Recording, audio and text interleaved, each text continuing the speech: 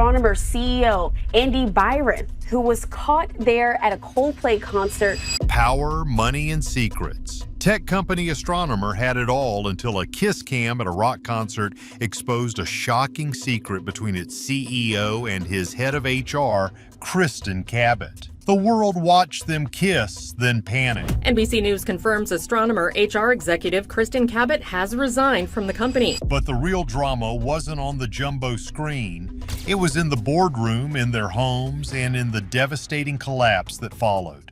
The 15-second catastrophe. It was supposed to be a night of music and escape. On July 16th, inside Gillette Stadium, tens of thousands of fans were lost in the magic of a Coldplay concert. The air buzzed with energy, lights pulsed to the rhythm, and for a moment, the world outside didn't matter. The giant screens that flanked the stage showed the band, the crowd, and then the dreaded and beloved Kiss Cam began its sweep. It was a silly tradition, a moment of lighthearted fun for couples in the crowd. The camera panned across faces, catching smiles and awkward laughs. For a few seconds, it was all harmless fun. Then the lens stopped.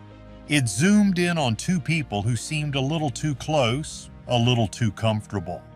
They were Andy Byron, the powerful CEO of the tech company Astronomer, and Kristin Cabot, his chief people officer.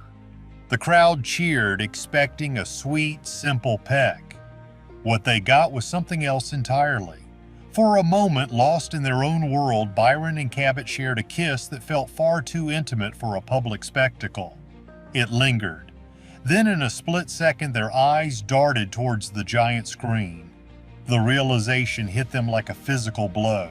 Their faces, projected dozens of feet high for 60,000 people to see, twisted from intimacy to pure, unfiltered panic. The shift was brutal and immediate. A casual lean-in became a frantic pull-away.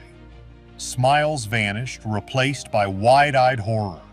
They had been caught, not just by the stadium camera, but by thousands of little cameras held in the hands of the audience. The entire stadium saw their secret, but they couldn't possibly know that their 15 seconds of fame were about to become an eternity of infamy. That single awkward moment, replayed on a massive screen, was the first domino to fall in a chain reaction of personal and professional ruin that would travel far beyond the stadium walls. The fire started with a single spark from a fan named Grace Springer. She wasn't a journalist or an investigator. She was just a Coldplay fan who, like many others, had her phone out hoping to capture a fun moment. When the awkward kiss and the subsequent panic flashed on the big screen, she recorded it.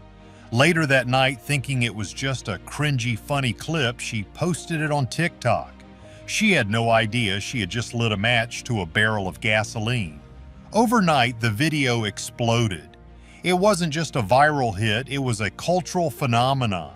It jumped from TikTok to Twitter to Facebook to news sites across the globe. Within a matter of days, it had amassed over 122 million views. The clip was dissected, memed, and debated endlessly. It was the perfect storm of scandal, two powerful, wealthy executives, a secret affair hinted at in a very public place, and the raw, human panic of being caught. People couldn't get enough of it. Media experts called it a moment of schadenfreude, a German word for finding pleasure in someone else's misfortune. After years of watching untouchable executives operate in a world of their own, the public reveled in seeing two of them so completely lose control. There were no PR statements, no carefully crafted apologies, just pure unscripted chaos. Grace Springer, the fan who posted the video, later said she made no money from the clip and felt bad for the families involved. But she also said that if she hadn't posted it, someone else in the crowd of thousands surely would have. The digital inferno raged, burning through social media feeds and news headlines. Byron and Cabot were no longer just executives, they were characters in a global soap opera. While the world laughed and judged, the heat from this digital fire was beginning to melt the foundations of their company, Astronomer. The real-world consequences were about to catch up, and they were going to be far more painful than any online comment section could ever be. While the internet was having a field day, inside the sleek offices of Astronomer, it was pure chaos. The company, which had just secured nearly $100 million in funding just 2 months earlier, was suddenly famous for all the wrong reasons. The brand they had carefully built was now a punchline. Investors weren't looking at their growth charts anymore. They were watching a viral TikTok on loop. The pressure was immense. The fallout was swift. Just 2 days after the concert, on July 18th, the company announced that both CEO Andy Byron and Chief People Officer Kristin Cabot had been placed on leave. An internal investigation was launched, but everyone knew it was just a formality. The evidence was playing on every screen in the world. The very next day, Andy Byron resigned. The captain had abandoned the sinking ship. In his place, the company's co-founder Pete DeJoy stepped in as the interim CEO. His job was to calm the storm. He called the media coverage surreal, but had to admit that the scandal had made Astronomer a household name. He tried to steer the conversation back to business, thanking employees for their focus and promising to move forward without drama or distractions. But the damage was done. The company's culture, championed by none other than the Chief People Officer herself, Kristin Cabot, was now under a harsh microscope. Truth be told, there were whispers of other problems at Astronomer long before the kiss cam. Rumors circulated about lavish executive retreats to a private company-owned sanctuary known only as Ethelred Island. Sources claim this mysterious island, located in an undisclosed part of the Caribbean, was less about strategy sessions and more about excessive, secretive parties for the company's elite. Insiders hinted that what happened on the island was meant to stay on the island, a place far from the prying eyes of junior employees and the media. With Byron gone, all eyes turned to Kristin Cabot, the woman who was supposed to be the guardian of company values. She remained silent, trapped between the public shame and the corporate wreckage, her career hanging by a thread. But silence couldn't save her, and the final crushing weight of the scandal was about to bring her world crashing down in the most devastating way possible. The collapse and the resignation. For 8 agonizing days, Kristin Cabot disappeared from public view. The woman who was once a powerful executive, a chief people officer responsible for the well-being of hundreds of employees, was now a prisoner in her own home in Rye, New Hampshire. The world she had built, both professionally and personally, was crumbling around her, piece by painful piece. Paparazzi camped outside, their long lenses waiting to capture a single moment of her despair. The pressure mounted with every passing hour. Her phone buzzed endlessly with notifications. Her face was everywhere. She was a meme, a cautionary tale, a subject of late-night jokes. Adding to the nightmare, photos surfaced of her outside her home, watering plants in a desperate attempt at normalcy. But the internet detectives noticed one glaring detail. Her wedding ring was gone. That single image added a new, heartbreaking layer to the public narrative. Her marriage, it seemed, was another casualty of the 15-second kiss. Her husband, a successful distillery owner named Andrew, had been in Japan on business when the video exploded. He returned to a media circus in a crisis that was deeply personal. While sources claimed their marriage was already facing trouble, this public humiliation was a blow no one could have predicted. Finally, on July 24th, Kristin Cabot broke. It wasn't a calculated corporate decision. According to sources close to the situation, it was a complete and total collapse. After days of sleepless nights and relentless public shame, she was emotionally shattered. The resignation didn't come in a formal, polished email.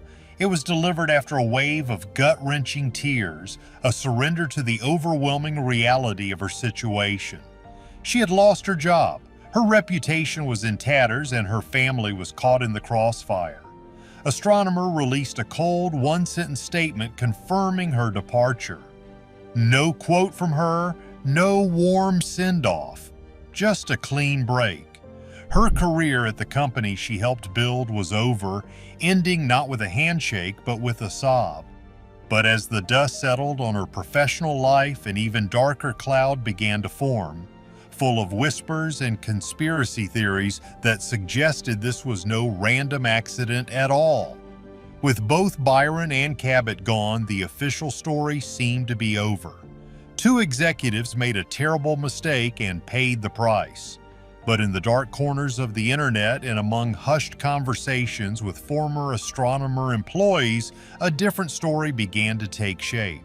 The sheer randomness of the kiss cam moment started to feel a little too perfect, a little too convenient.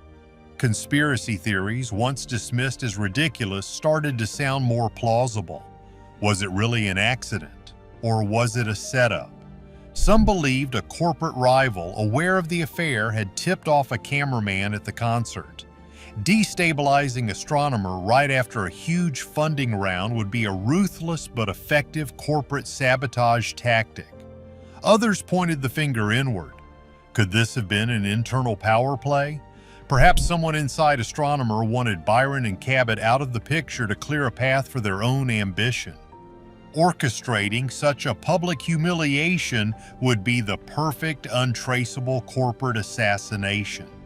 The name confusion only added fuel to the fire. Media outlets initially fumbled with her name. Was it Cabot, Kit, or Cat?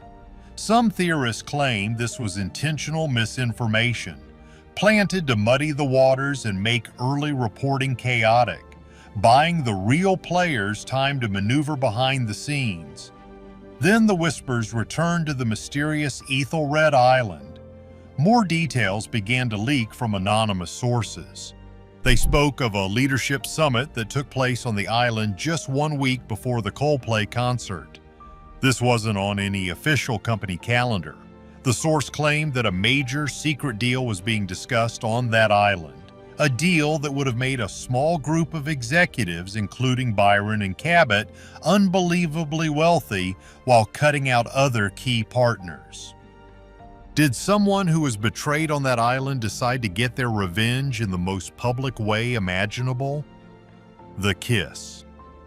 Cam wasn't the weapon. It was just the delivery system for a poison that had been brewing for months in a secret island paradise. The truth remained buried, but the consequences of that night were painfully real, leaving shattered lives and broken families in the wake of the digital storm. Away from the corporate intrigue and wild conspiracies, the human cost of the scandal was quiet, profound, and devastating. The memes would fade and the world would move on to the next viral moment. But for the families involved, the earthquake was just beginning. The aftershocks would be felt for years. In Northborough, Massachusetts, the multi-million-dollar home that Andy Byron shared with his wife, Megan Carrion Byron, fell silent. Megan, a respected figure in her own right, reportedly packed her bags and retreated to the family's $2.4 million waterfront mansion in Kennebunk, Maine. It was a fortress of solitude against a world of judgment. In a quiet but powerful act of defiance, she removed Byron from all of her public social media profiles. The name that once represented a partnership now represented a public betrayal. Neighbors saw friends and family coming and going, forming a protective circle around a woman whose private pain had become public property. Meanwhile, in Rye, New Hampshire, Kristin Cabot was living a similar nightmare. The image of her without her wedding ring was now burned into the public consciousness. Her husband, Andrew, faced an impossible choice upon his return from Japan: how to navigate a marital crisis that millions of strangers felt they had a right to comment on. While no official divorce filings were made public in the immediate aftermath, the visible cracks in both marriages were impossible to ignore. The silence from the spouses was deafening. They offered no statements, no interviews, just a retreat from the world that had so viciously invaded their lives. Their body language, their distance, and their actions spoke volumes. This was the messy, painful reality behind the slick headlines and endless commentary. It wasn't just a trending topic or a case study in corporate governance. It was a story about broken trust, public humiliation, and two families left to pick up the pieces of their lives long after the cameras had turned away. The story leaves us with shattered careers and families caught in the blast. But was the kiss cam truly random or a perfectly aimed shot in a secret corporate war? Let us know. Like and subscribe for more.